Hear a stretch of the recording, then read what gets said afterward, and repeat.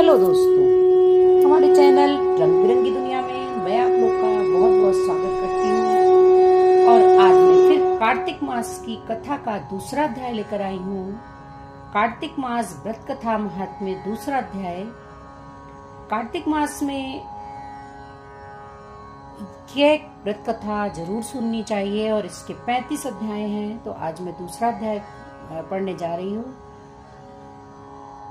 कार्तिक मास व्रत कथा के दूसरे अध्याय में भगवान ऋषि सूत जी नारद जी को आगे बताते हैं कि भगवान श्री कृष्ण ने बताया, जब गुणवती के पति को राक्षस के द्वारा मार दिया गया तो बहुत दुखी हुई। यहाँ विस्तार से मैं कार्तिक मास की दूसरी कथा को सुना रही हूँ। श्री कृष्ण जी ने कहा कि देवी गुणवती अपने पिता और स्वामी को राक्षस द्वारा मारे जाने पर संवाद सुनकर पिता और पति के क्लेश से दुखित होकर करुण विलाप करने लगी। हाय नाथ, हाय पिता, हमको त्याग कर तुम कहाँ चले गए? मैं अकेली कन्या हूँ, आप लोगों के बिना असहायनी मैं अब क्या करूं? अब मेरे भोजन और वस्त्रादिकों की व्यवस्था कौन करेगा? घर में स्नेह पूर्वक पालन पोषण कौन करेगा? मैं कुछ भी नहीं कर सकती, मुझ विधवा की रक्षा कौन करेगा? मैं मूर्खा कहाँ जाऊं? कौन मेरे दुख को दूर करेगा? कहाँ रहूं? क्या करूं? हाय देव, मुझ पर ऐसा कोप हुआ, अब कैसे जीऊंगी?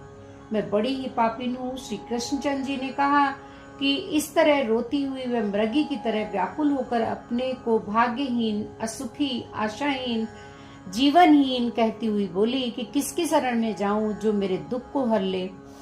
तत्पश्चात वायु से आहत केले के वृक्ष की तरह वह पृथ्वी पर गिर पड़ी और अधिक देर बाद वह होश में आई। फिर भी अत्यंत करुण विलाप कर बहुत विकल होकर शोक महासागर में डूब गई। अपने घर की सारी वस्तुएं बेचकर सावधानी के साथ उसने अपने पिता और पति की यथाशक्ति श्रद्धाधिक क्रिया की। उसके पश्चात उसी पुरी में निवास करती हुई वह विष्णु भगवान की भक्ति में तत्पर होकर शुद्ध तथा शांत भाव से अपनी इंद्रियों को अपने वश में करके वहीं रहने लगी। उसने जन्म से लेकर मरण तक एकादशी का व्रत तथा कार्तिक मास का विधिवत सेवन किया है। हे प्रिय, ये दोनों एकादशी और कार्तिक व्रत हमें बड़े प्रिय हैं। भुक्ति, मुक्ति, पुत्र तथा संपत्ति को देने वाले परम पवित्र हैं। जो मनुष्य तुला की संक्रांति रहते हुए कार्तिक मास में प्रातः काल में स्नान करते हैं, वे चाहे पापी ही क्यों ना हो, वे पापों से मुक्त हो जाते हैं। जो मनुष्य कार्तिक स्नान, जागरण, दीपदान तथा तुलसी के वृक्ष की रक्षा करते हैं, वे साक्षात विष्णु भगवान के तुल्य हैं। जो भक्त कार्तिक मास में विष्णु भगवान के मंदिर की स्वच्छता तथा विष्णु भगवान का स्वस्ति वचन करते हैं, वे प्राणी तो जीवन मुक्त हैं।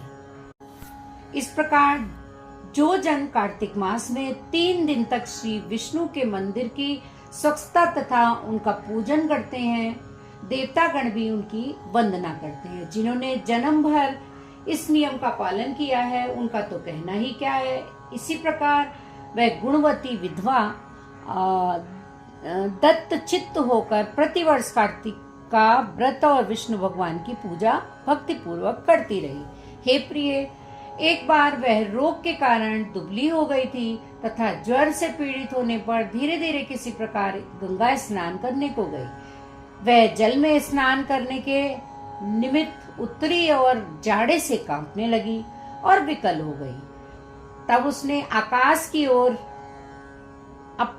की ओर से अपनी ओर आते हुए एक विमान को देखा, जो शंख, चक्र, गदा और पद्म आदि विविध शस्त्रों से सुशोभित विष्णु भगवान का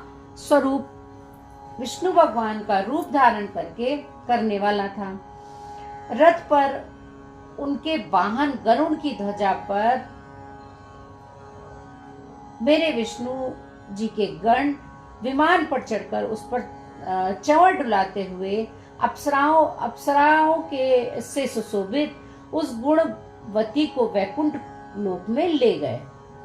प्रज्वलित अग्नि की शिखा की तरह उस विमान में बैठी एकमात्र कार्तिक व्रत के प्रभाव से मेरे समीप आई। उसके अनंतर जब ब्रह्मादिक देवताओं के प्रार्थना करने पर मैं इस मानव लोक में आया, तब मेरे गण भी मेरे साथ आए हैं। भामिनी, ये समस्त यादव मेरे ही गण हैं। देव शर्मा नामक विप्र जो पूर्व जन्म में तुम्हारा पिता था, वही इस जन्म में सत्राजित होकर यहाँ है। जो पूर्व जन्म में तुम्हारे पति चंद्र शर्मा थे, वही अक्रूर हुए।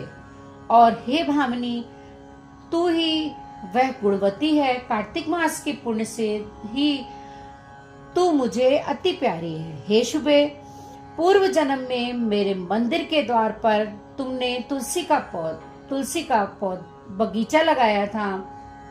उसके प्रभाव से तुम्हारे घर में यह कल्प वृक्ष सुशोभित हुआ है। पूर्व जन्म में जो तुमने कार्तिक मास में दीपदान किया था, इसी कारण तुम्हारे शरीर में शोभा और तुम्हारे घर में साक्षात अचल लक्ष्मी है। उस जन्म में तुमने जो व्रतादिक पति स्वरूप भगवान के लिए अर्पण किया था, उसी के फल से तुम इस जन्म में मेरी प्रिय भार्या हुई हो। पूर्व जन्म में आजीवन तुमने नियम सहित कार्तिक मास का व्रत किया था, उसी से कभी भी हमारा और तुम्हारा वियोग नहीं हो सकेगा।